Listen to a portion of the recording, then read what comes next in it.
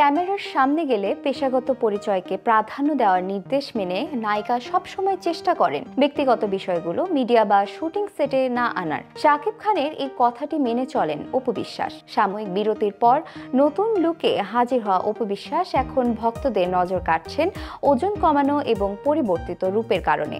সম্প্রতি এক সাংবাদিক বৈঠকে তিনি পেশাগত জীবন, নতুন সিনেমা ও সোশ্যাল মিডিয়ার নানা বিষয়ে নিজের অবস্থান স্পষ্ট করেন।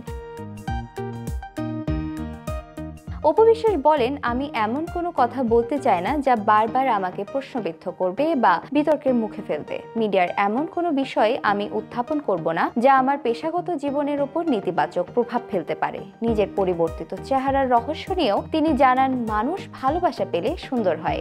আমি আমার ভক্ত ও ভালোবাসার মানুষদের ভালোবাসা পেয়ে সুন্দর হয়েছি। এক সাংবাদিক তার ছেলে আব্রাহাম খান জয় এবং শাকিব খানের সঙ্গে সম্পর্ক নিয়ে প্রশ্ন করলে অপু বিশ্বাস হেসে জবাব দেন, আচ্ছা, বাবা ছেলের সম্পর্ক সত্যিকার অর্থে কেমন? এটা কি কোনো প্রশ্নের মধ্যে পড়ে? তিনি আরও জানান, শাকিব খান নিজেও সবসময় পেশাগত জায়গায় ব্যক্তিজীবন আলাদা রাখার পরামর্শ দিয়েছেন। অপু বলেন, যে মানুষটির নাম আপনি বললেন উনি একজন স্বনামধন্য অভিনেতা। উনি যখন মিডিয়ার সামনে আসেন তখন শুধু নিজের কাজের জায়গায় কথা বলেন। সেই পরিপ্রেক্ষিতে আমি নিজেও শিখেছি, ক্যামেরার সামনে গেলে তুমি শুধু একজন অপু বিশ্বাস, তাই তোমার প্রফেশনটাকে উপস্থাপন করো, ব্যক্তিজীবনকে নয়।